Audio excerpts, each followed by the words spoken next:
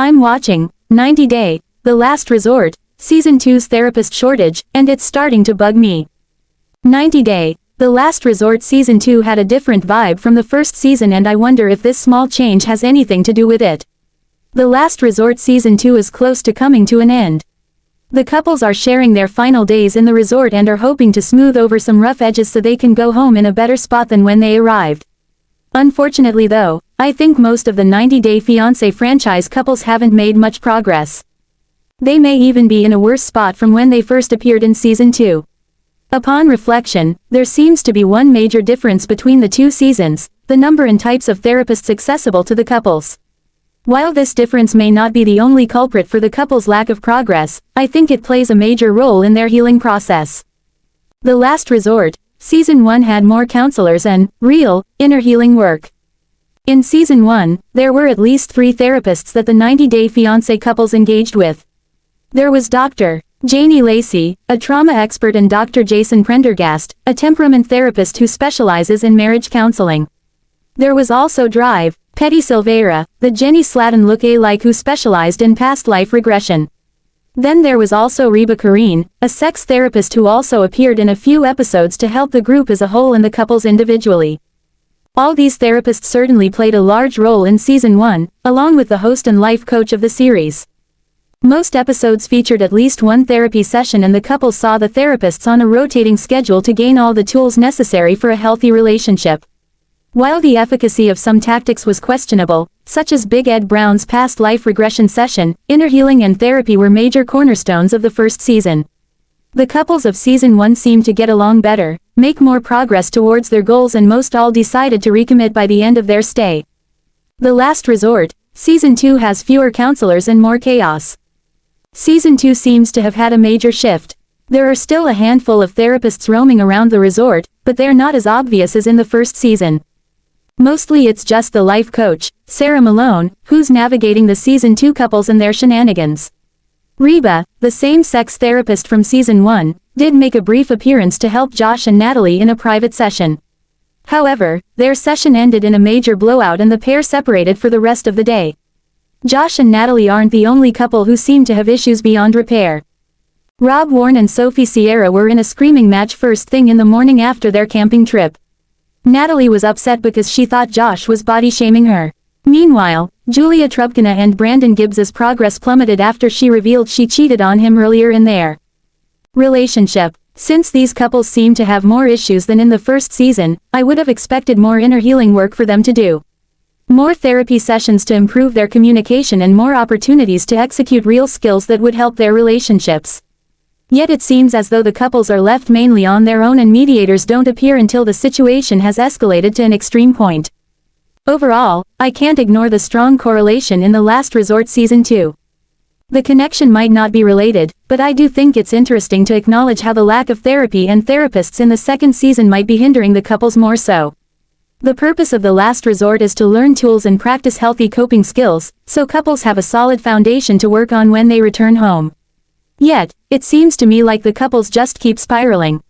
The 90 Day Fiancé couples still struggle to connect and communicate. They keep finding themselves in full-blown arguments and the same finger-pointing cycles that landed them in The Last Resort in the first place. In the end, I have to wonder if the change in therapists contributed to the extreme amounts of turmoil I've seen the second time around. 90 Day Fiancé and its spin-off series air on TLC, and are available to stream on Max in the US. Professional news. I'm watching 90 Day, The Last Resort, Season 2's therapist shortage, and it's starting to bug me. The reality television series, 90 Day, The Last Resort, has gained a large following thanks to its portrayal of couples attempting to navigate complex relationships and resolve issues that have arisen from their international partnerships. However, as the show enters its second season, a growing concern among viewers is the apparent shortage of qualified therapists, and it's beginning to bug many who are following the season closely. The lack of qualified professionals. One of the main draws of 90 Day, The Last Resort, is the idea that the couples will receive therapeutic intervention to address their struggles. In past seasons, this professional support has been a key element in trying to resolve conflicts in relationships that, at their core, may be affected by cultural differences, language barriers, and the general pressures of navigating love and commitment in a foreign country. However, in Season 2, fans have noticed something unsettling: the apparent lack of qualified therapists. While it's expected that relationships portrayed on reality TV would have access to mental health professionals and counselors, many viewers have been quick to point out that the therapists presented on the show are not always up to professional standards. Limited diversity of expertise. In the earlier seasons, the show used a more varied array of therapists with backgrounds in different methods of counseling, ranging from marriage therapists to trauma specialists. These professionals often brought specific expertise to the table, which allowed the couples to dive deep into their issues and work through them in meaningful ways. But in Season 2, the therapist pool seems much more limited. Critics argue that the limited number of therapists on the show is reducing the quality of the intervention offered to participants. The show appears to be relying on a smaller group of individuals, which means couples are receiving a more homogenized experience of therapy. This lack of diversity in the therapeutic approaches feels less nuanced and can create a feeling that the show isn't truly investing in helping the couples in meaningful ways. Questionable credentials. Even more troubling for some viewers are the questions raised about the therapists' qualifications. Allegations have surfaced about certain individuals on the show lacking the required credentials to provide the level of counseling depicted. One therapist, for example, was called out for lacking a valid license in mental health counseling or therapy. While reality TV has long faced scrutiny over the authenticity of the individuals involved, whether their participants are professionals, the stakes are higher when it comes to the portrayal of therapy and mental health. Viewers who expect a level of professionalism are left questioning whether the therapy sessions are genuine or merely scripted for drama. If the therapist's qualifications are in question, it raises concerns about the integrity of the therapeutic process presented to the audience.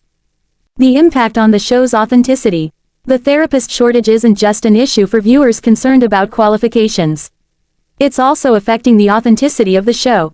Reality television has a long history of amplifying conflicts and relationships for the sake of drama, and when it comes to sensitive issues like therapy and mental health, this can cross an ethical line. Some viewers have expressed frustration that the therapy sessions on 90 Day, The Last Resort, often feel more like staged moments rather than meaningful interventions. Critics argue that the couple's struggles are sometimes exaggerated for the sake of sensational moments, which undermines the real therapeutic work that could be done. Moreover, the therapeutic exercises, such as exercises that feel out of place or force intimacy between couples, have sparked debate about whether they're truly effective or more of a spectacle designed to entertain rather than heal. Therapy should be a space for trust and growth, and many fans feel that the show is exploiting that in ways that compromise the couple's emotional well-being. What does this mean for the future of the show? As 90 Day, The Last Resort, continues to gain popularity, the concerns surrounding the therapist shortage are unlikely to disappear. Viewers are becoming more discerning about what they see on screen, and many are beginning to demand more transparency when it comes to the professionals brought onto the show. While it remains to be seen how the show will address these criticisms, the growing discomfort with the portrayal